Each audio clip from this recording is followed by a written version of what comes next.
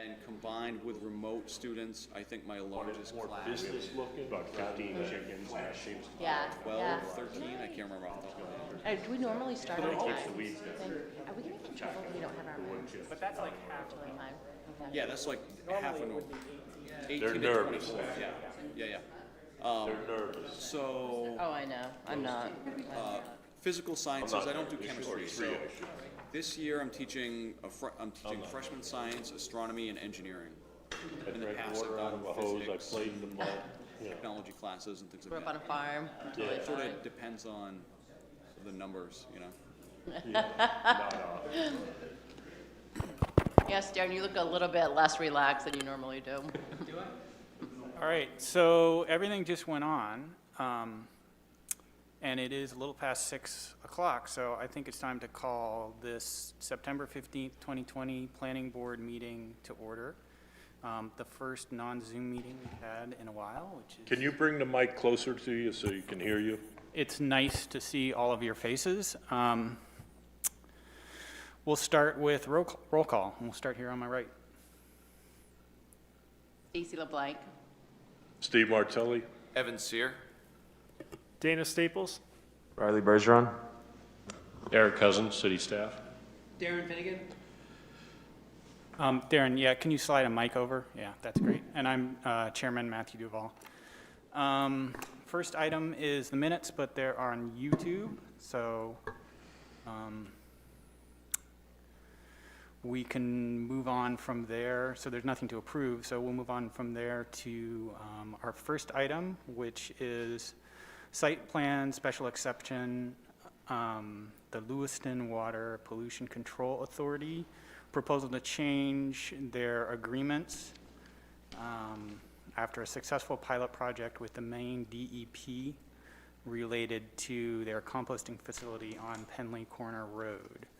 So we'll begin with the staff report. Thank you, Chairman Duval. We've been working with the LOPCA, or Lewiston Auburn Water Pollution Control Authority, a number of times over the last 5 to 10 years as they've tried to evolve to changing conditions in the work that they do. 5 to 7 years ago, approximately, we made some changes to their facility approvals to recognize that the anaerobic digester that they had installed at their facility had greatly reduced the amount of solids that they had to compost, and they were finding that they really couldn't operate the facility with the level of staffing and efficiency that they had prior to that with the amount of biosolids. It was a good problem. Their operation was more efficient, and they got approvals to start to bring in some biosolids from some other waste processing facilities in southern Maine. They operated that way for a number of years until a year and a half ago. They started to notice that there were elevated nitrate levels in their groundwater. They self-reported that to Maine DEP. They've worked with Maine DEP to identify why that was occurring or where that was occurring. And what they found was that it was actually their odor mitigation system, which is much like a giant underground septic system, where they would blow air out of their facility into this underground series of chambers, and that would mitigate the odors from the large amount of composting that they were doing. When they were originally approved, before they had the digester at the sewage treatment facility, they were composting materials that created a lot more odors than what they create after they've been through the digester. They've been much further broken down, and they were finding that the materials that they were composting were not creating the odor problem that the materials they were originally approved for created. So they've voluntarily stopped accepting waste from other facilities and worked with Maine DEP to do a pilot program since last September where they limit their composting materials purely to their own materials after they've been through the digester and whatever they need for bulking materials to make that compost process work. And we've had no complaints during that time We did have one complaint last fall related to odors in the area that turned out to be a farmer nearby that had covered multiple fields with chicken manure. It had nothing to do with the compost facility. So fast forward to this spring, early summer, we met with the city council and with LOPCA staff, and we were looking to consolidate. They had a contract or an agreement with the city council originally, and they had a planning board approval originally. Looking to consolidate those into one document. The city council was open to that. Most of the kind of contract items have already been addressed by the facility. They upgraded Penley Corner Road back when they built the facility, made other improvements that were required at that time to accommodate heavy truck traffic. And they really have kind of pared down the requirements that were still remaining to mostly just operational requirements. They're currently proposing to, you have a marked up copy of their actual document that governs the use of their facility. The changes are done in an overstrike for deletions and underlined for text to be added. And it really eliminates the requirements that have already been met, like the Penley Corner Road reconstruction, and lays out a set of standards that they can operate under with their limited materials now that will only be the materials that come out of the digester. We're looking for the board to go through those.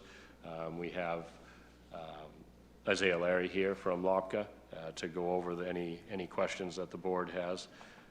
Based on the operation that's been a pilot program since last September, we believe that they can operate without an odor problem. There's built-in remedies here that they will stop operating if we have an odor problem, and that's the easiest way to stop it if there's not another way to correct that. And we also have representation on their board. So the City of Auburn elected officials or city manager's office are also on the board, the governing board for the operation of LOPCA. So they're not an entirely separate entity, although the city doesn't have complete control. We have a vote anyways on that board. Staff believes we can make these changes and still meet the standards of the ordinance for the planning board. We've also sort of opened up composting options within the ag zone since then. We now allow private composting facilities. This was kind of a new idea back when it was originally approved. Now we allow not only public composting facilities, but also private composting facilities. We do still have an odor ordinance that they would be governed by at the property lines. They wouldn't be able to generate an offensive odor. It would allow them to generate an odor on their property, but it would be measured at the property line. So we do have a remedy if there is a problem with odors. With that, I'd be happy to answer any questions, and Isaiah's here to give us any additional background. Great, thank you very much. So just, I want to pause for a second. We are 5 full members and 2 associate members tonight, and so with consent of the board, I would elevate Mr. Staples and Mr. Bergeron to full board status for this evening, meaning they can vote and make motions. Anyone? I'll do that via unanimous consent. Okay, great. Thanks. Any questions for staff? And I apologize. I called him Isaiah Larry. That's who I've dealt with for most of the questions, but it's Travis Peasley that's here. So. Mr. As Martello? according to the photograph that you supplied us with, this one here, Eric, Yes. it looks like you have the building approximately 1,000 feet away from several of these other buildings to the upper left-hand corner. Now, how far will that odor, will that affect those people in those buildings, or? So during the pilot project, we've not had any complaints, and we've been out there, haven't observed odors. The upper leftmost buildings are private property owners separate from the facility. Right. The buildings on the same side of the road is a farmer that sold the land for this facility to to Lopka, and then the building over to the left side of the page, the larger farm building, is owned by Lopka and farmed, leased to the farmer that lives in front of their facility. So there's a lot of agricultural use out there, but there is a way, if there was to be an odor problem, if it made it to the road or the front property line, we could address that by calling them, telling them there's a violation, and telling them they need to correct it. Next thing is that they're trucking in material to compost? Yes. How many trucks are we looking at? I think Travis would be best to answer that, but they do, from what I understand, require some bulking materials. I know leaves have been used in the past, things like that, to mix with the compost. So to answer that question, we're typically delivering about 1 truckload a day. And on average, maybe every other day, we're hauling or having a truckload of wood amendments brought in. So 1-2 trucks, you're saying? Yes, sir. roughly? It's I think as part of the application, we're actually proposing a reduced operation, maybe 50% of what used to happen there. So, I think on average, we're maybe 2 trucks a day, where we might be 1, maybe 2, but likely 1 truck a day. Is this going to be daytime or nighttime transportation? And is it going to be any kind of relaxation time, like Saturday, Sunday, where there's no trucks?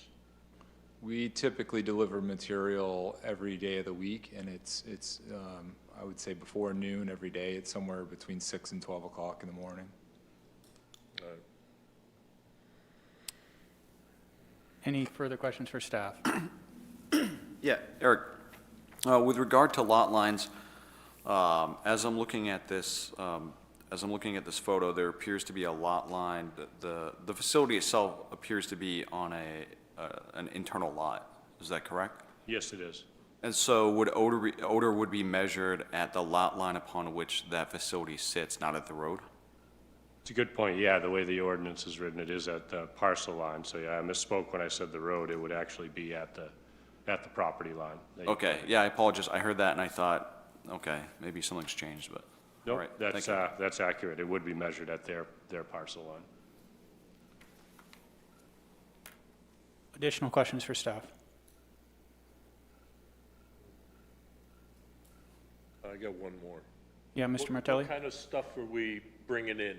Well, so before you answer that question, let me just move to, if there are no more questions for staff now, we'll hear from the applicant, and then you'll be able to ask the question then. Okay. Is there anything you want to say, or do you want to just proceed to answer? I'm happy to proceed to answer. I think Eric covered the summary pretty well. Okay. So the material being brought in is the biosolids derived from the wastewater facility in Lewiston. We're treating the waste for Lewiston and Auburn, so any of those solids, like I said, it's roughly about a truckload a day. We average. The other materials coming in are wood products, so shavings, sawdust, and occasionally we've brought in some spent coffee grounds, so nothing with odor. Would contractors be dropping off their construction material type stuff? No, sir. It's simply wood product and then the biosolids. Where were you pulling biosolids from previous to this? From 1992 to 2013, it was all Lopka-derived material. When we stopped sending material there in 2013, it was from other municipalities, mostly Portland, South Portland, Westbrook, and that allowed that operation to continue until 2018 when we ceased. Thank you.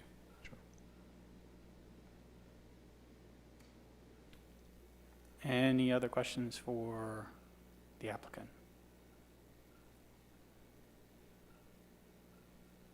No? Thank you very much.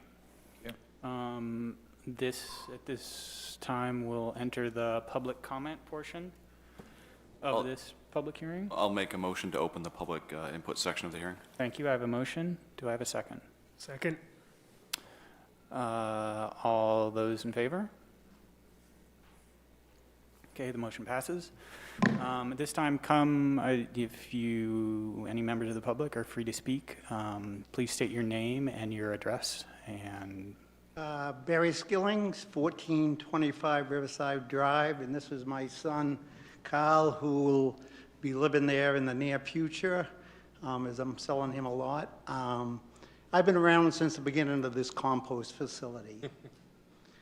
Me and Mac Richardson, who's now retired, have had our go-rangs. I get along good with Mac, but, you know. I was the one who called on the odor control in September because it was the only time, and I knew I'd talked to him, and at that point, he had told me about the water, and at that point, I'd asked him if he would do a water test on my well, which he didn't. I haven't been around my home in Auburn. My wife was terminally ill, and I took her to our camp, and I've stayed there, took a job there, so I haven't really been around much. So I couldn't tell you about a lot of the odors. I know that we always have some odor. In the past, Mac has said there were never complaints. He and I had an agreement. I'd call him if it was bad. I'd let him know. But what you guys got to know is, first we'll start with the road. You got a nice, beautiful road there at Penley Corner. And we used to complain to Mac because truckloads, in the wintertime when the roads were posted, truckloads were coming in from the turnpike end. And in the original agreement, you had to enter from Penley Corner Road from Route 136. And I think that's very important that you continue that so you don't ruin that road. I mean, those big heavy trucks, you got a brand new road, and I would have my neighbors, a lot of them have passed away, but they'd all call me, and so I'd have to call Mac in the wintertime, because they'd say, well, the trucks are going across the road, and Mac would say, well, you know, well, it should be the compost facilities, you know, they should make sure those trucks enter and don't ruin our roads. The city's paying big bucks. Then we go to the odor control ordinance. That's huge for me, and it's too bad, you know, that I don't think it's ever been used by the thing, but we talk about the neighbors. You were talking about the two houses. Roger Gothia, they purchased his property. The odor there is horrendous, but in the agreement he signed with him, he can't complain. So he has a right to live there, but he can't complain about the odor. And I used to try to tell Mac, you know, he was trying to warn him the odors were getting out of control. And so, but they didn't want to listen. Steve Celloa, he lives across the street, and he wouldn't say boo. He just doesn't want a conflict. That's the type of guy he's at. I've known these guys for 35, 40 years, and Steve wouldn't do it. They have the worst problem of anybody. Those two places have the worst problem when it comes to the odor. So, you know, I try to be a good neighbor. I've always been a good neighbor. We got to have this facility, and so I just, you know, I came here tonight, and thank you for the letter, whoever sent me the letter. Keep that up too, where abutters get notified. There's something I must have missed it sometime when they were starting to put sludge outside, and that was an original ordinance that they couldn't have raw sludge outside. Now they've got sludge outside.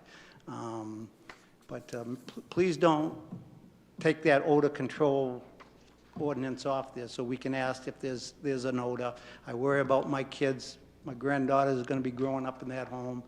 The water test, that was September when I spoke to Mac, and he was going to do a water test, and that's typical Mac. That's the way he was. You know, he wouldn't follow through with what he was going to do. So thank you for giving me the time to speak, and thank you. Thank you.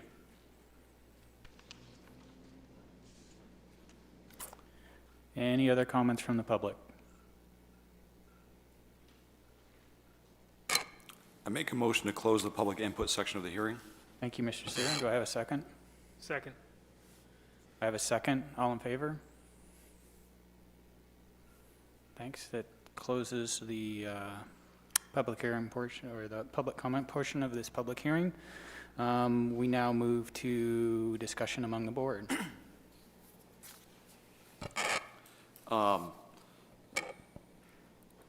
If the chair would allow, I have some additional questions for staff now that I've heard from the public. Yes, please. So the Route 136 entry was quite contentious when this came in front of us in 2013. We spent a fair amount of time discussing the routes that these trucks would take, and that they would take the Lewiston exit, come across the bridge, go up 136 and enter Penley Corner that way. I guess to speak to that, my question is, why was that agreement not enforced between 2013 and 2018? Yeah, I think Mr. Skillings probably was calling Mac directly, because I don't have record of a specific complaint about that. I don't think it would hurt for the board to keep that condition in any approval. I think it'll be easier for them to follow A now. lot of it was the amendment that was coming, the chips and all that, not the sludge, but the chips and sawdust. I think it'll be easier for them to follow a condition like now that the materials will be coming from only the Lewiston facility, and then their amendments, I think, is where they'd have to be on top of their contractors if they're being delivered. But I would suggest a condition that still requires that as part of any potential approval. Okay, thank you. Yeah, I mean, it makes sense, given where the biosolids are coming from, that is the quickest route. It doesn't make sense that they would come back around, but And I that should be imposed on those trucks bringing in the amendments as well, I think. And I would encourage Mr. Skillings, if that continues to be a problem, and it's not being resolved at LOPCA, give us a call. And with regard to the private agreement that was mentioned, it seems to me that would be a private agreement between two entities that, in essence, circumvents local ordinance. It's my understanding that local ordinance allows anyone to, if properly done so, make a complaint with regard to the odor ordinance. And can you speak to, I know I'm putting you on the spot here, your opinion on such a private agreement? So I don't think that it can replace the local ordinance. I'm guessing what it was trying to do is use the parent parcel that existed before as the boundary, essentially. I've never had to discern between agreement like that is less stringent than the ordinance. I think we would still have to apply our ordinance regardless. It certainly wouldn't hurt to add into that number 1. We don't have page numbers, but it's covered specifically on, I guess it's the fourth page from the back of the document, that they will measure odor at any dwelling or any public road. That standard is less stringent than our ordinance, so I think it would make sense to keep that in there, or also meet the City of Auburn ordinance, and that would be measured from the property line. Yeah, I guess I would wonder why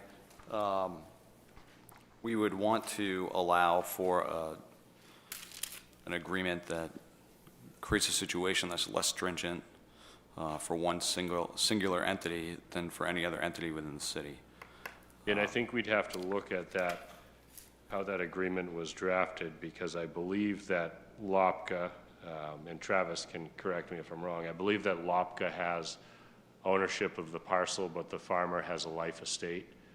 But I'm not 100% sure. So they've purchased the whole parcel all the way up to the road, larger than just their facility, but the farmer has a right to live there for the rest of his life.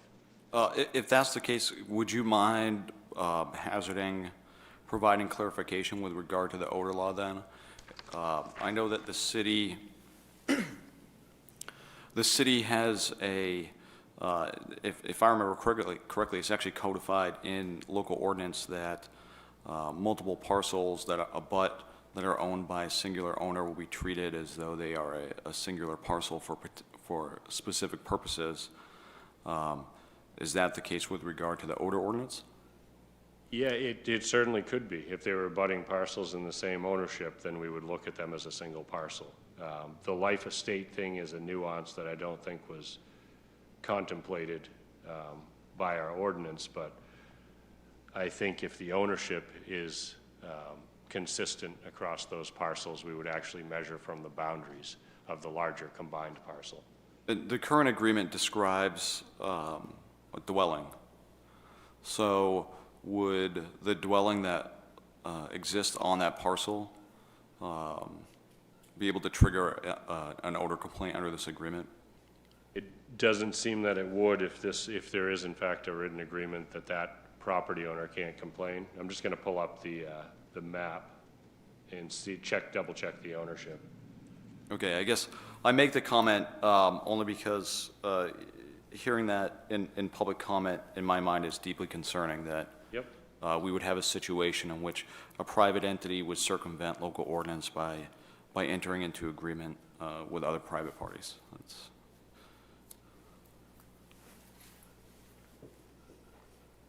And I think we can clear that up if we can check the ownership on the tax map, because if it is in fact all owned by Lopka, then I think the ordinance would apply at the larger parcel boundaries, even though somebody is living on property that's owned by Lopka.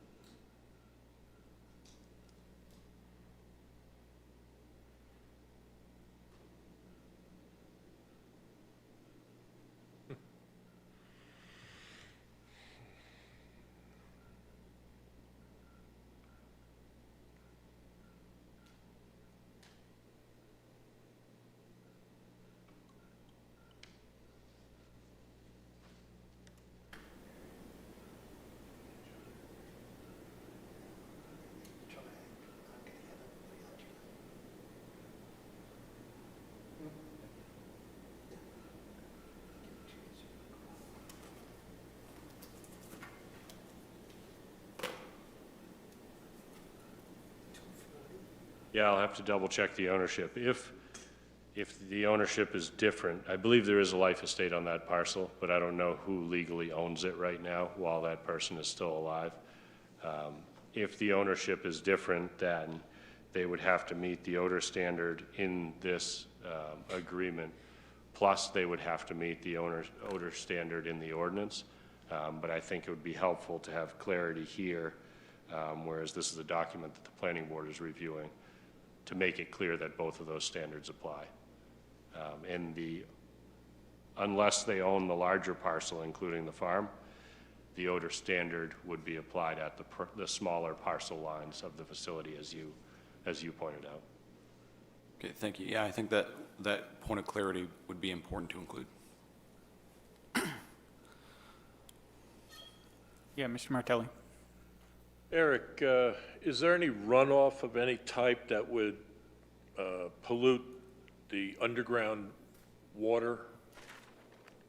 So what they were finding was that the odor mitigation system was what was creating the nitrates that they were finding in the groundwater. Travis can speak to how they treat their stormwater, but DEP monitors that closely.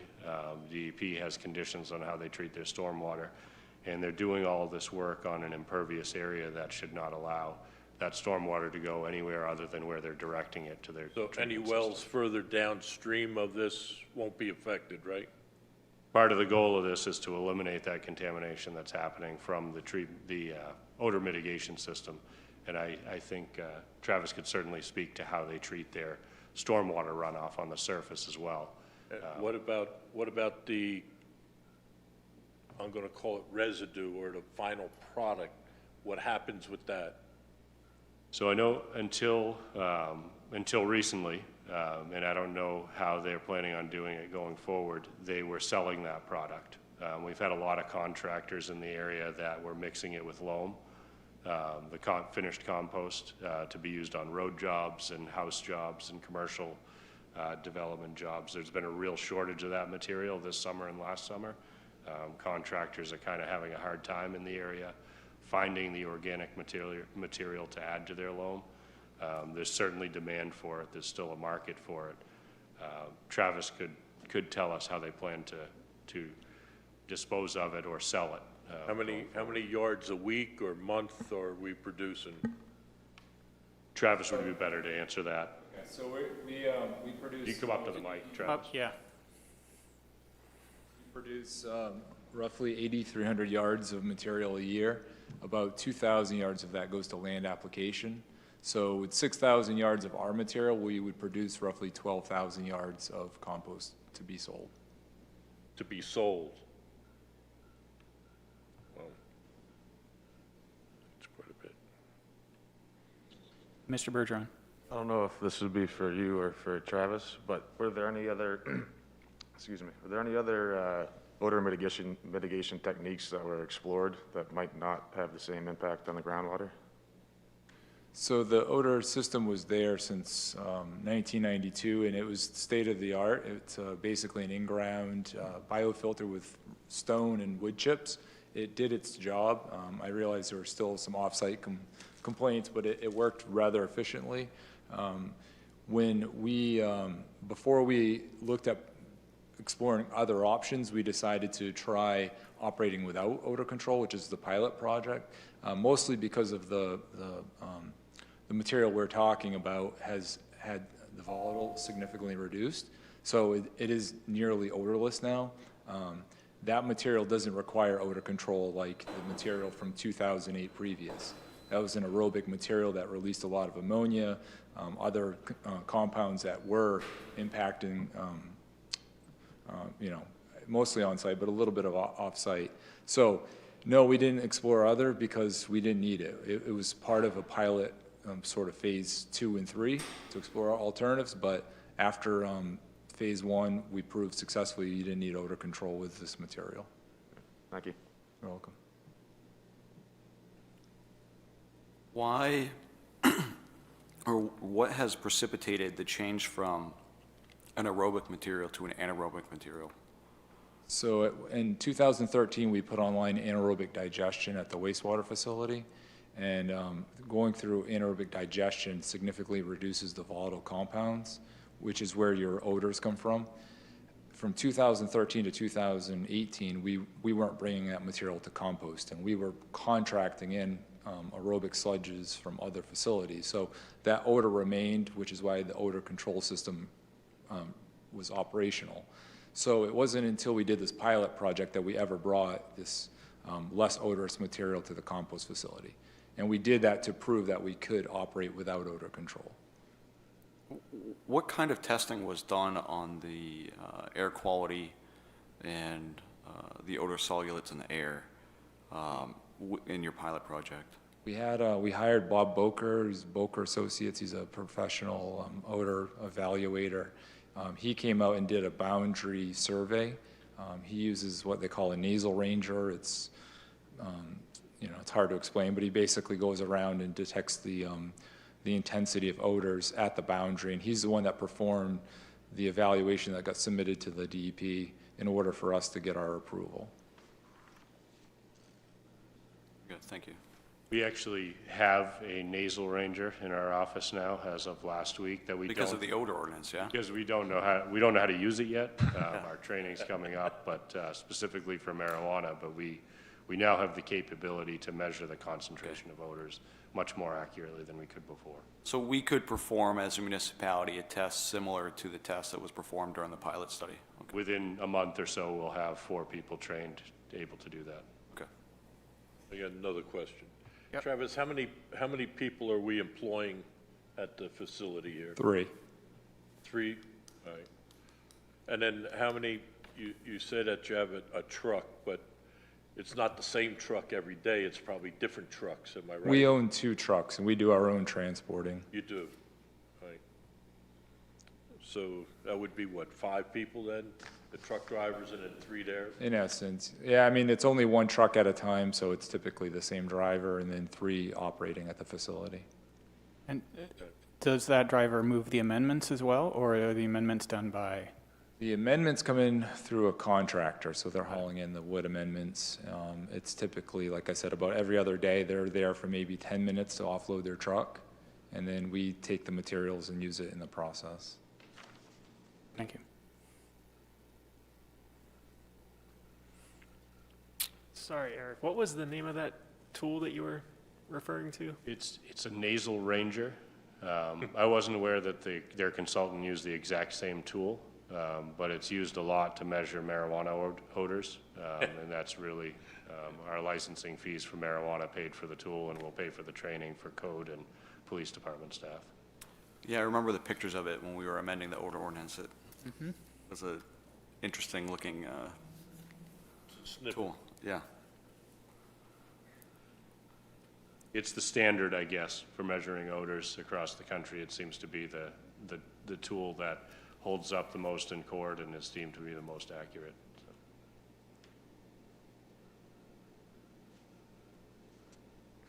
So I have a question.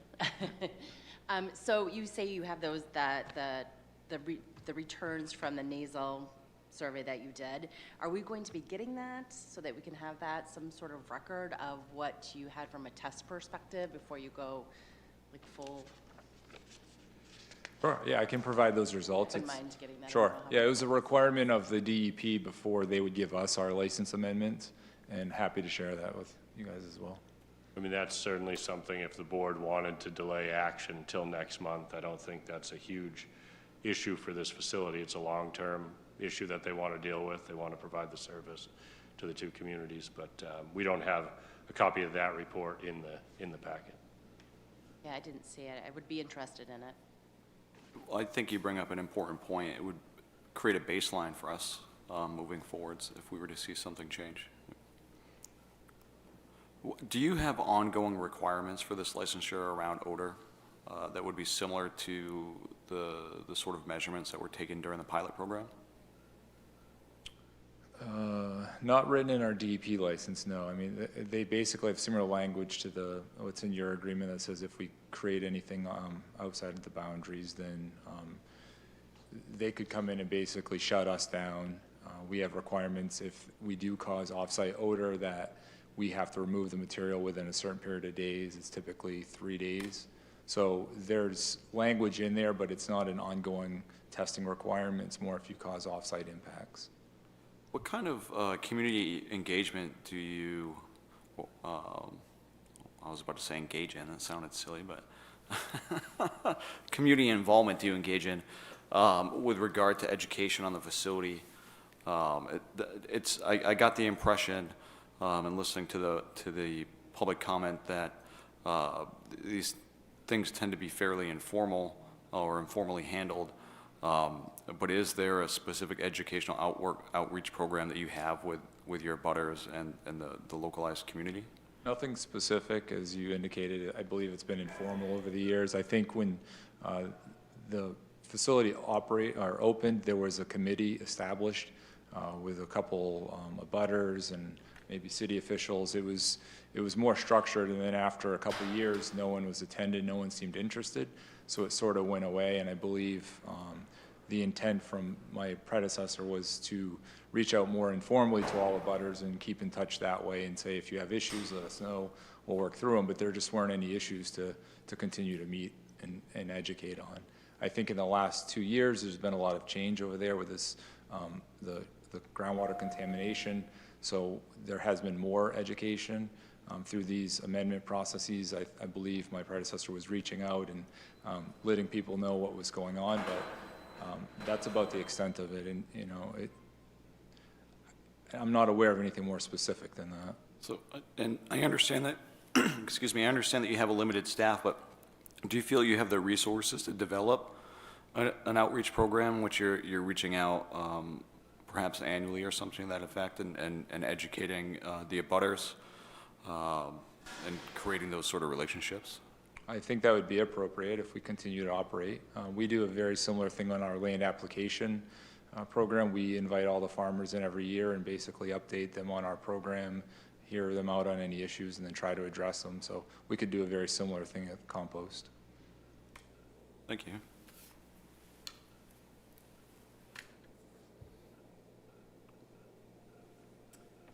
So I'm really curious about having the city come in and check this place out with a nasal ranger, just to see if we agree with the measurements that we're getting from the report here. I wonder, does it make sense to postpone this until that can be accomplished? Can I address that real quick? So we haven't operated since January of this year, so there would be no odor to test. It would course, that only makes be sense. in the future if we operated under this reduced capacity type of operation that I think the city could then go in and test. And of course, even the way it's written has the authority to shut us down, either with us having a third-party test or using their own nasal ranger could certainly shut us down. Eric, question for staff. I know that staff has limited resources, and you've done more and more with less and less recently. How reasonable would a request be to include in the agreement that a member of staff would go out and take a reading maybe once or twice a year randomly? Yeah, I think in the past, the odors have been intermittent because there's a batch of material that's more odoriferous than they usually are. I don't know how effective a random test would be. I think what would be ideal from a staff perspective is if we had something in the agreement that they would hire this third party once or twice a year if we had a complaint and needed to investigate it. That we can also do it. But I think the third-party tester would be better trained in using the equipment if they're sort of marginal odors. The marijuana odors are very strong, and we should be able to detect those. These could be sort of lower concentrations that are affecting the neighbors. And it would be a good training opportunity, to be honest with you, to have this person that is seen as the expert around New England in measuring odors. Yeah, I think that sounds reasonable. Actually, you mentioned the valuable training resource. It would be nice if we did that, if we could get city staff to accompany this person, if they were amicable to that. Yep. But- And so just to clarify, are you suggesting surveillance testing? So once, every 6 months that they hire somebody to do that, or only on an as-needed basis? I just want to, I want to make sure I heard you correctly. I think it would be a bit of a waste of resources to just randomly go out there when there's no issues, but it would be great to have access to that trained, certified person when there is an issue, as well as our own staff, and sort of test our measurements against theirs, at least for the first few years until we know that we're accurate. The way the agreement's written, I believe, and I'm not sure if it's the planning board, council, or city manager, but there is authority for, within reason, for us to be required to go test. So I believe that would be on a complaint of an abutter. We're required to go out and hire this third party and meet those odor requirements. Yep, okay. Later in that odor section, where we had talked about maybe adding compliance with the city ordinance, says all studies, tests, and monitoring required by this article shall be conducted by independent laboratories agreed upon by LOPCA and the city manager. Okay. So I think we do have access to that service. Is the cost to bring in a third party prohibitive in any way for your business? It costs nearly $5,000 to get a full study done. A reading on a given day, though, would hopefully be much less than that. Typically, they'll do a full boundary survey. They don't come just for one test. They want background. They actually will drive around the neighborhood, take random samples, and it's a little more involved. But I'm sure we could scale that down to something more reasonable. And I suspect within a year, especially if we were able to work with somebody that's been doing this a long time, that we could be doing the tests ourselves if needed, on a complaint basis, not on a monthly basis or anything like that. Mr. Martelli? Travis, I know you don't have a crystal ball, but what's 5 years, 10 years, 15 years from now? What do you see for this facility? Is it going to grow and get bigger? Is it going to stay the same, or? It's really difficult. A lot of it's hung up in the regulatory world. So currently, we have that facility mothballed. And for the next couple of years, we have an agreement to haul all of our material to a landfill because of regulatory uncertainty. So for the next 2 years, I would say that facility is not going to operate. After 2 years, it is hard to to give you an answer. If it operated, my guess is it's going to be under these same conditions, which is only about 50% capacity with LOPCA-only material, because of the cost to put in an odor control system is anywhere from $500,000 to $1 million. And I just don't think it makes economic sense for that investment. But eventually, somewhere, you'll have an employee with a sniffer that can go around and just keep a monitor, you know, the odors and whatever else. That's not in the plans. Typically, what we've done is hired a third party to keep it independent. We try not to, you know, provide results that could be biased. So Yeah. we've, in the past, always hired a consultant, and I believe the agreement allows for you guys to request that to continue. Yeah. So I have a quick question about what you just said. So we're mothballed now, you would start up with however you say it, LOPCA materials. This agreement specifies that those are the conditions under which you will run, correct? So you would have to come back to us if you wanted to bring in external materials. Correct. And anything external would be an aerobic sludge, which would require another odor control system. So the reason we're operating this way is because we know we can do it without an odor control system in place with LOPCA-only material. Right. But we're unique. We're the only municipality in the state that has this type of material. So anything other than those conditions, we'd be asking for, you know, a different approval. So, but if, let's say Portland comes online with something like this, you would still need to come back to us to take Correct. Portland anaerobically It's very processed specific that it's material. LOPCA-only digested sludge. That's Similar- what I thought. Yep, Yeah. similar thank to our DEP license, that's how it's written. you. Thank you.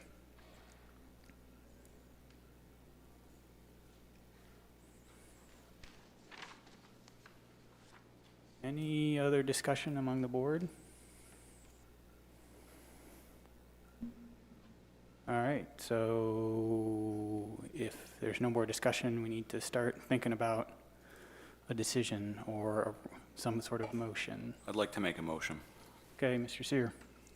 I'd like to make a motion to table this discussion to a date certain to coincide with the regular October meeting of the planning board, and to provide feedback to staff and the applicant that we would be seeking language regarding review and possible inclusion of compliance with Auburn's odor ordinance, educational outreach for the surrounding community, and addressing entry routes for contractors who are delivering amendment to the facility. Thank you, Mr. Sear. Do I have a second? Yeah, second. Any discussion of that motion? I see, Mr. Cousins, you wanted to make a comment. Just clarity, and we will, during that time, we'll look at the ownership life estate situation to make sure we understand how that affects the application of the odor ordinance. Yeah, I assume that that would be, was part of the compliance with the odor ordinance discussion. Yep. Okay, so just to be clear and make sure that I've got this right, we have a motion to table to a date certain, which is the next regularly scheduled planning board meeting. And the request within that is to see the language regarding review on odor, educational outreach, and truck routes. Is that correct? Does that match? Yep. Mr. Sear? Yep. Okay, so, and that has been seconded, so all those in favor? Motion carries unanimously. Thank you. All right, moving on to the next item of our discussion. We have a discussion of the planning board policies and procedures. You all got these in your packets.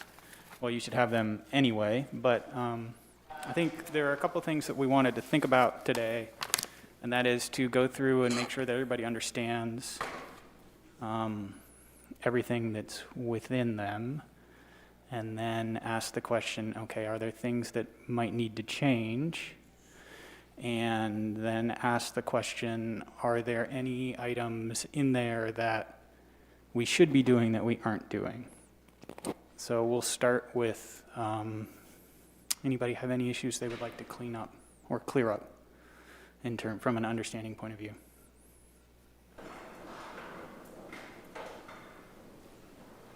Mr. Staples? So in July, when we had the Maine Municipal Association's training for planning board, they recommended strongly that planning boards do not operate under Robert's Rules of Order, just because it was a large barrier for most people in the community to jump in and perfect those and learn them really well and feel that they were making a contribution under those correctly. Having read them myself, I definitely see where that's a valid point. And I wonder if it makes sense for us to not use Robert's rules. I think the way we work right now works pretty well. I wouldn't necessarily make any changes, but when you say you're going to operate under Robert's rules and you slip up, then what is able to be challenged by somebody that doesn't like what you did? So I assume Mr. Sear is going to want to say something about this, but I would want to make the observation that we don't really use Robert's rules now as we operate, which has kind of thrown me a little bit, because we say we do, you know, make motions and second them, but in general, we don't follow Robert rules very strictly, so. Yeah, I was going to make the comment that we don't particularly follow Robert's rules right now. Whatever we choose to do, though, I think we need to include the out that is intrinsic in Robert's rules, which is if we conduct a meeting, we say we're conducting a meeting using Robert's rules, we do things out of order, we do things inappropriately. If those things are not, Robert's rules requires that in order for those things to be challenged, they be challenged in a very specific way, and often during their meeting in which they occurred, and often immediately after the infraction has occurred, such that operating the way we operate isn't necessarily contrary to Robert's rules. It means that we often break Robert's rules, but because we follow Robert's rules, we're allowed to break those rules, if that makes sense.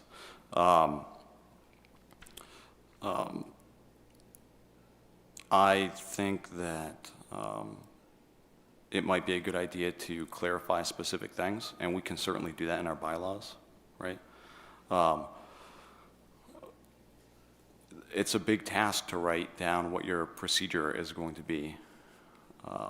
So I would say that I think it's something that we should look at, but we might want to decide specifically where are those areas in Robert's rules that we don't regularly follow, why don't we follow them, and what language would we like to craft in our bylaws that provide clarity for why we're not following those rules the way they're supposed to be followed.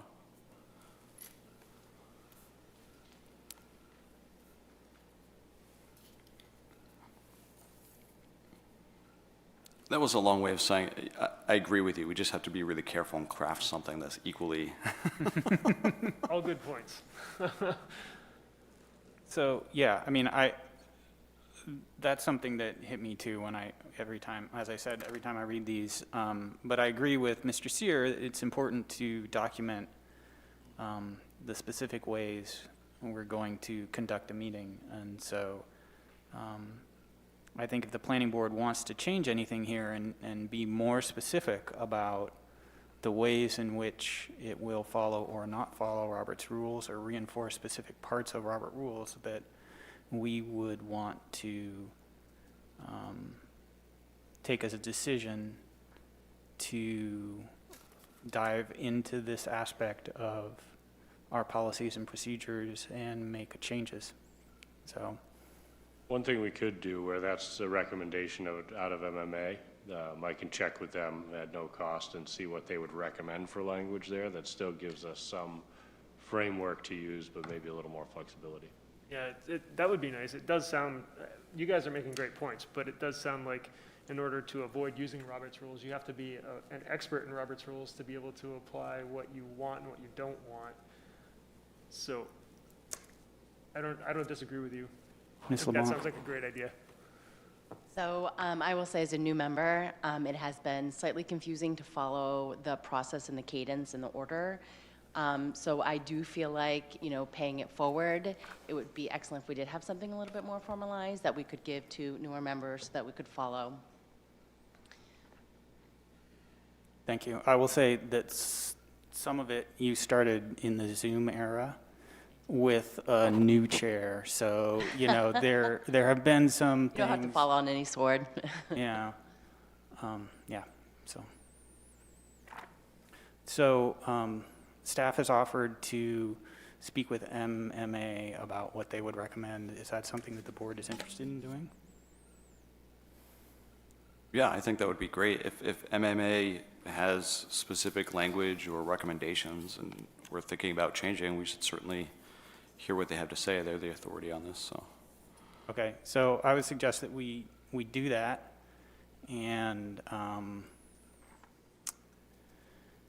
if upon seeing that there are things that we are interested in adopting, that we can take a closer study of that, or take the decision to make a closer study of that at that time.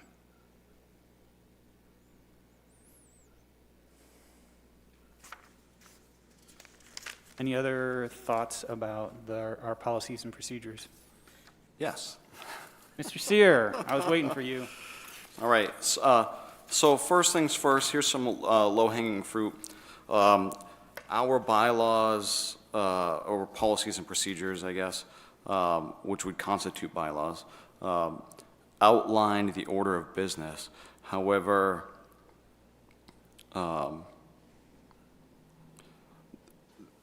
there is something that we used to do that I would love to see included in our order of business, and we sort of got around it by including it in miscellaneous.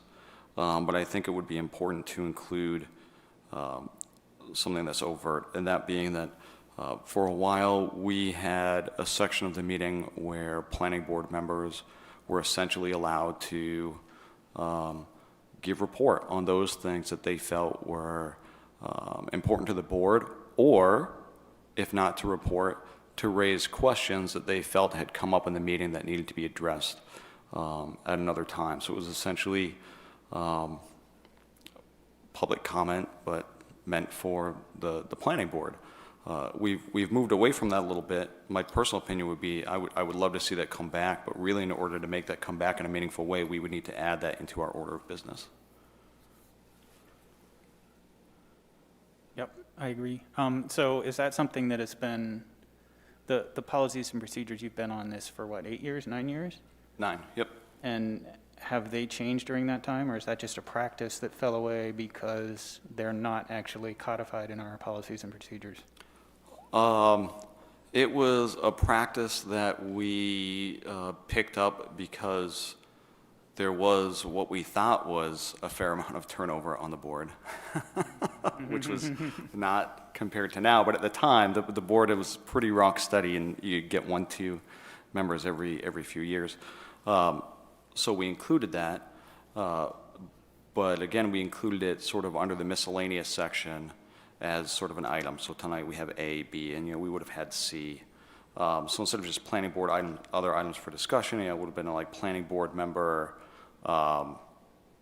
items of interest or something like that. And we would put that under miscellaneous, but because it wasn't codified in the order of business, and there has been so much turnover lately, that's sort of fallen away. And I mean specifically staff turnover as well. I think that sort of led to that as well. So I think that it was something we chose to include sort of subversively and then meant to codify but never got around to. Got it. Any thoughts on that from members of the board? How much different is that than when it says planning board, other items for discussion? Just specifically it says for statement from members, or? Yeah, so the planning board item, other items for discussion ends up being sort of a catch-all, right? And really often what we're hearing is future agenda items from staff. And I guess this sounds, I'm going to sound like I'm getting really nitpicky here, and I'm getting into the minutia, and I'm known for it. But I think it's important for new members to recognize that there's a point in the meeting where they can bring up concerns, things they've seen in the community, things they want the board to maybe be looking at in the future. And it doesn't mean everyone talks and everyone has to talk about a lot of things. But if you don't know you can do it, then you don't know. Like, it's hard telling not knowing, right? So I'd like the new board members to know overtly and specifically that there's a place in the meeting where they can do that. Ask questions, just sort of. So for me, I actually, as the third most tenured member of this board, which is laughable because I've been on it for a year, I actually think that codifying some of these things or permissions, as it were, in our policies and procedures would be a great thing. So I think, thanks for that suggestion. The next thing we need to look at is either changing some language with regard to deadlines, or unfortunately, I say unfortunately because no one likes to add a step into the public hearing, add a specific step into the public hearing. I'm looking under Article 5, Planning Board Submissions. If we look at A, B, and C, there are very specific guidelines for when things can be submitted to the planning board. As of late, I can recall 2 or 3 meetings in the last 6 months where we received information either after this deadline or even sort of the day of the meeting or at the meeting. And that's okay, that's covered under D, but it would require that the board finds initially that failure to satisfy this article was justified or due to excusable error or neglect. So in order to, I think, really be proper and not put ourselves in a position where an abutter who's upset because we made a decision based on a document that came in the day of the meeting then goes and looks at this and says, but wait, you should not have been allowed to use that document. To avoid something like that, I think we either need to change our deadlines or include sort of in the script of the staff report that when things like that happen, those just be that becomes part of our regular findings. So I don't think it has to be like a step that's drawn out, right? In the staff report today, I mean, it listed all the findings that we said we were finding if we made this motion, right? And we can simply add that in if we're okay with that. It also begs the question, are we okay with sort of these later submissions that have been happening? But I think that needs to be addressed just to sort of square us away and avoid conflict with people who might be upset with the decision we make. Thank you, Mr. Sear. I have at several of our hearings lately been a little bit irritated by the amount of material that wasn't present in some of the applications. So I assume that's what you're speaking about. Yeah, well, it's also incomplete applications as well, right? And members of the board should know that there are requirements for applications, but when we act on an application, we are by consent saying that we are okay with it not being complete, right? So. And which is another moment to make clear that members of the board could make a motion to table something if they feel like that it's not adequately complete. I can say earlier in my tenure on the board, that was not uncommon. It was not necessarily irregular, but it was not uncommon for an individual to say, I believe this is incomplete, and then discuss tabling the item. So I don't know if we address that tonight. I think maybe not, but that should be on everyone's radar, that this is probably something that needs to be taken care of. And while I have the floor, the last thing I want to talk about is Article 3, Planning Board Membership under C.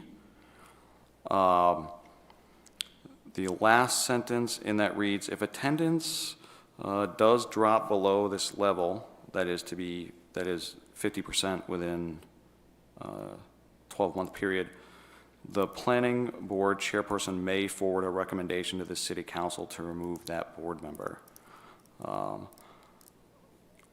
I remember at the time we had a lot of discussion in 2015 when we looked at this, and I'm not remembering the discussion off the top of my head, but I'm quite certain I probably felt the same way then, which is if someone's attendance drops below 50%, they shall be removed from the planning board. I think it's an important enough board that we need to make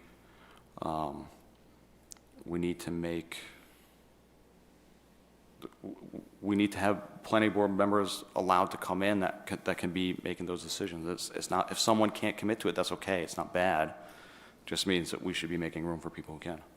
Yeah, the only thing I have to add to that is, so the paperwork that I got when I first started on the planning board does not match what this says. So regardless of where you guys land with it, I think all the documents need to match, because I think the documentation that I got originally maybe said like, I don't know, 1 or 2 meetings within a 12-month period of time. Like, it definitely was not. So that was my recollection. That was what I came to understand, and actually what Megan understood as that it was, you couldn't miss more than 2 meetings in a single year, so. Regardless, they just need to sync, but yeah. I Let's wonder see, where that came from. see if you can get the date on that document. If you have, if Yeah, you still I have will. it, let me know if the date is different than this one, because that certainly is a Because conflict. that was, I wonder if it's older, because I do recollect that that was part of our discussion, that the previous standard was quite stringent, and we said, well, you know, it is okay that things come up, right? Which is why I think we landed on the 50%. But, I mean, 90% attendance rate is things come up. Right, 50% is like, planning board, yeah, sure. Oh, yeah, we can certainly revisit this, this requirement, right? But since this is we'd have to see what the document is, because I think Mrs. Blank brings up a good point. They need to all, Yeah. They need to sync. yeah. If the person's sick, that's another story too, so, for some reason, you know. Well, Yeah. Long-term illness, I'm saying, not just cold. I wonder too, because we used to have language that described something like excused versus unexcused, and as long as you contacted, I think that's what, because I think I have the same That- paperwork you got where it said 2 unexcused absences, or That- where it was the cutoff. Yeah, that's the Not something language. 2 excused, but 2 unexcused. right, but the metric for being excused on the board is prior notification, so. And prior being not 5 minutes before. Right, but, I just think that 50% is awfully generous. I mean, you're on the board or you don't want to be on the board, you know? And you could have an 80% the planning board chair may, 50% the planning board chair shall, something like that. Recommend that the board member be removed, or yeah. we could tweak that. Either way, I think that if 50% is a metric, it needs to be a shall, not a may. If we choose to change the metric, I'm fine with a may, but, So drop below, does that mean that you have to show up to 5 meetings a year out of a 12-month cycle before you are dropping below 50%, right? I mean, yeah, that's essentially what that means. I mean, so, you know, I look at that and I say, okay, there's no, we'll see if we want to, you know, it's like, that should be. And were you saying a calendar year? Or continuous? Rolling calendar year, which Rolling, one? I yeah. know. I would, you know, we would have to say a calendar year. I can't imagine who would try to keep track of a rolling, you know. It would be June to June, and I'm August to August, and she's. Right, yeah, that would be, I think it needs to go Yeah, calendar. no, year, it'd have to be yeah. a calendar year. From a staff perspective, the 12-month period works, but that is essentially a rolling. Rhonda keeps attendance, and we look back at it. And So staff doesn't have a problem with that rolling. no, currently, we keep attendance. We could check at any given time if it seemed like somebody was out more often than here. Go. Okay. Speaking of attendance, I will be out for November, December, so will be working.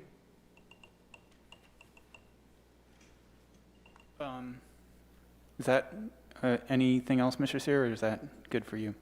That was good for me. I don't want to. Any thoughts from any other members of the board? No, well, certainly, Mr. Sear, you caught the items that had caught my attention, and Mr. Staples as well. So if we want to actually address making any such change, actually, there is one more thing. If nobody else has anything else, there's one more thing. Well, I guess we had clarity, we had things to change. There are some things that we don't do. There's at least one thing that we don't do that's in our policies and procedures that we, in my time on the board, we've actually had an awkward moment where we had to just choose somebody to be the vice chair when the chairperson had to recuse himself from a public hearing. So our policies and procedures say that we have to elect a vice chair. And so I don't know whether members of the board are ready to do that now. The vice chair basically steps in when the chair is unable to perform his or her or their role.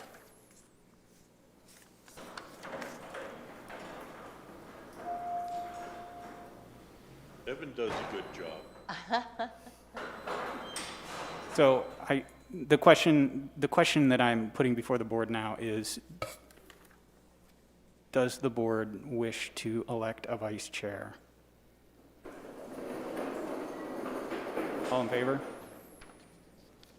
Of electing? Yeah. Who would be interested in doing that tonight? We could do it tonight, or if people want to think about it, we could do it next time. I think there are enough new members in the room that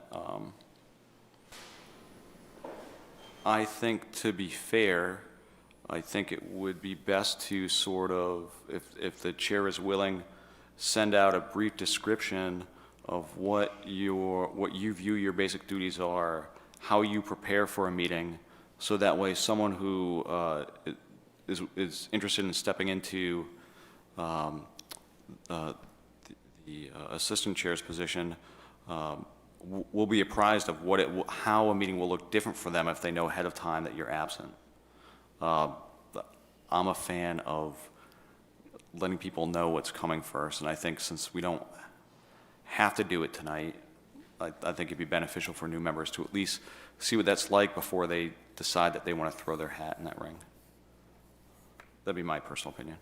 And if there are any members that are willing to serve in that capacity, we could see if they wanted to join Chairman Duval and the staff in the planning board chair prep meeting for October process. Yeah, well, I think so. If we proceed as Mr. Sear suggests, I would propose that I write up, as Mr. Sear suggests, what I do to prepare for the meeting, and then ask for people who are interested could then join prep meetings as they occur, and we could go from there. Yeah, I think that sounds like a good idea. I think as far as the policies and procedures, I think we should table any action on this until we have, from MMA what they would recommend for rules of order, as well as the vice chair vote. My preference would be to do it on a night when we don't have a very full agenda, but that could be next meeting, however. Okay, so I hear you, so I'm going to come back to what you were just saying. So we had some items, I count 4, well, now 5 with the vice chair items that we thought we might want to discuss more with related to our policies and procedures. There is the use or not use of Robert's Rules of Order, which we have asked staff for information. Mr. Sear put forward the idea of adding a section called Planning Board Discussion or Concerns or something like that to our order of business. We have a suggestion which had a couple of different possibilities related to submissions and materials coming after deadlines. And then we had a discussion about the attendance requirement. If we want to change any of these things now, I would need a motion. If we want to talk about them at a later time, I would also need a motion. If we want to just sit with them for a while, we could always bring them back up in the miscellaneous section of a future meeting.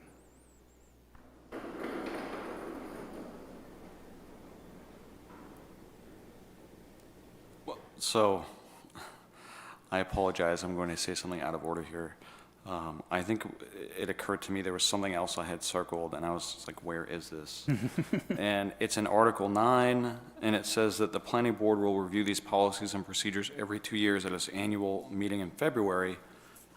Of course, that being the meeting where we're supposed to elect an officer, and February is actually not as slow as some people might think. It's starting to pick up then because developers are looking to get ready for the spring.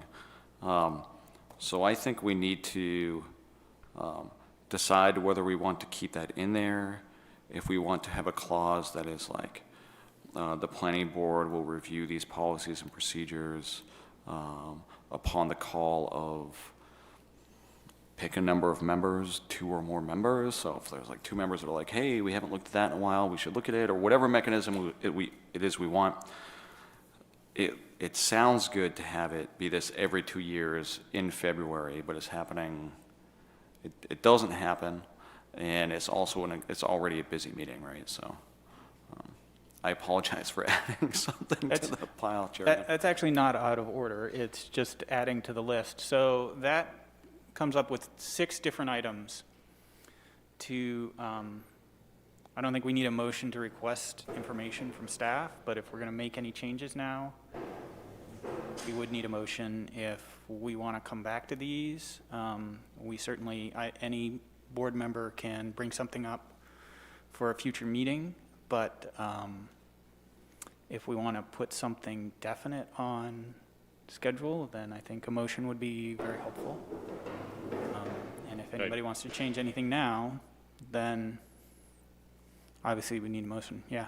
I'd be happy to take a look at the Roberts Rules reference with MMA and offer some suggestions for what might accomplish a couple different options for the other things you've talked about at an upcoming meeting too, if that's better. I would make a motion then to table an action on the policies and procedures to a date certain of either our November or October meeting. Can we do that? Either or? Whichever one. If the October meeting has 3 agenda items other than this, let's not do it in October. Let's move it to November. Okay, thank you. So I have a motion. Do I have a second for that? I'll second. Okay, any discussion? All in favor? It's unanimous, so at either October or November, we will continue our discussion of policies and procedures. At this point, we'll move on to item number 5, the Comprehensive Plan Ad Hoc Committee.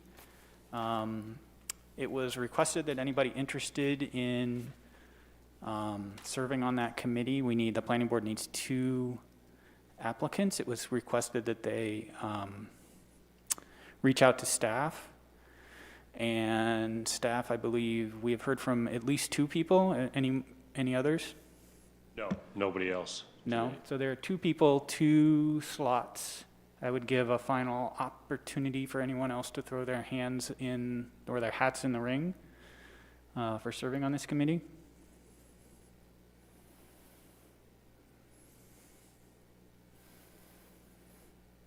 Seeing no one, the two people who volunteered were Mr. Martelli and Mr. Staples. So I would call for, I guess I'd call for a vote of the board to approve the appointment of these two people to the Comprehensive Plan Update Committee. All in favor?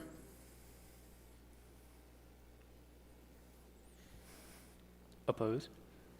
For a very specific reason, yes. I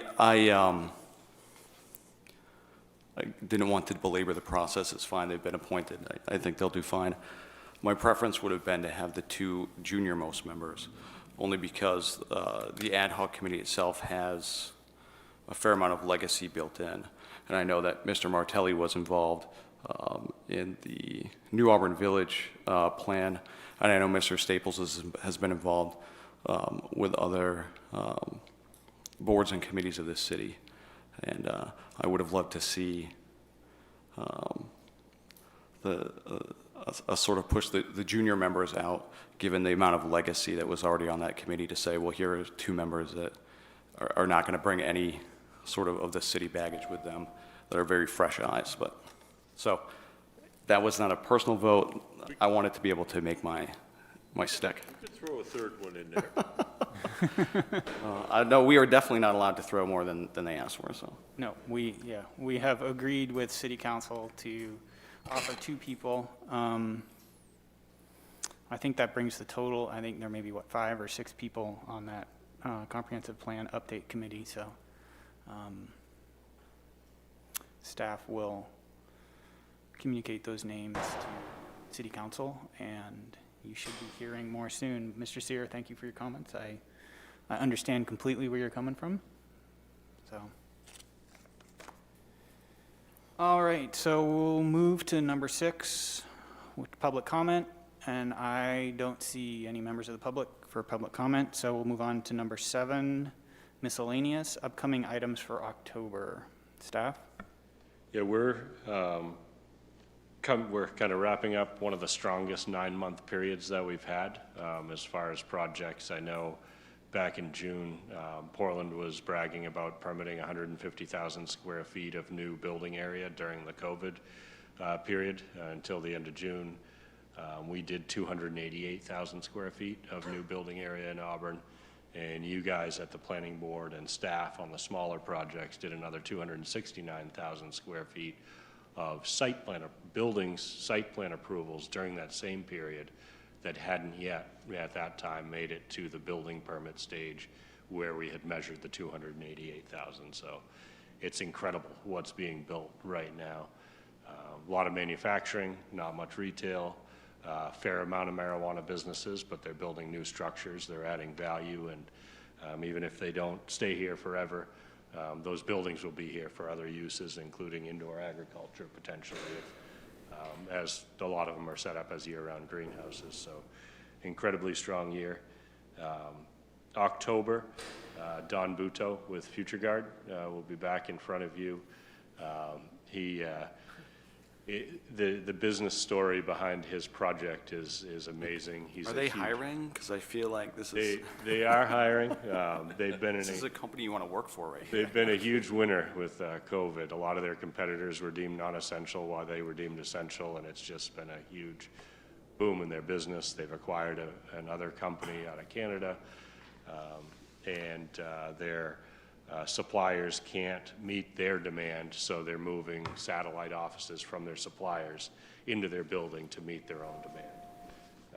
So they'll be back in front of you to reconfigure a little bit of what they had, add almost 50,000 square feet of floor area, and then I expect there'll be a 2 or 3 lot subdivision after that within a month or so that'll be sort of ancillary businesses around supplying their chain. So we do have a lot of other ones in discussion right now. Nothing that'll be in front of you by October, but I suspect that November, December, January, you'll see some additional projects that are in the 50 to 100,000 square foot range in the industrial and commercial zoning districts, and some that are pretty exciting that don't exist in Maine yet. So it's been an incredibly busy year. We're going through a lot of change within the department right now. Brett Sawyer, our economic development specialist, left 2 months ago. Took an opportunity at a company that manufactures chocolate seemed like a great opportunity for him. Michael Chamings, our economic development director, left employment with the city a couple weeks after that, a few weeks ago. Megan had her baby last Tuesday, so I will do my best to get the policies and procedures and everything to you for October, but it's a busy time right now. So, but you'll see at least one large project for October. So how many people are you working with at this point on your department? So luckily, the building, plumbing, electrical inspection, street light maintenance, traffic signal maintenance, those positions are all full. It's just on the planning and economic development side that we typically have 5. Right now, we have 2 in the office, so. Did the office hire a position, or maybe I need clarification. Is Megan now the city planner instead of the city planner 2? Yeah, it's, I think we're doing some restructuring. I think there'll be some title changes around that. Megan is Planner 1, I believe now is the actual title, which is our principal planner. Right, and has someone been hired as the planner 2? No, so we have the economic development director position vacant. I was the deputy director, and Megan was planner 1, and we have the urban development specialist position that's kind of a crossover between planning and economic development. And we're going to be looking at ways to sort of restructure all that as we go forward. Good luck. Thanks. No kidding. Thank you. So now we come to the planning board, other items for discussion. Anybody have anything? Hearing that, we come to item number 8, adjournment. So moved. I adjourn. Second? All in favor? I didn't hear a second. Do you hear a second? Second. Second. All in favor? Yes. Thanks, y'all.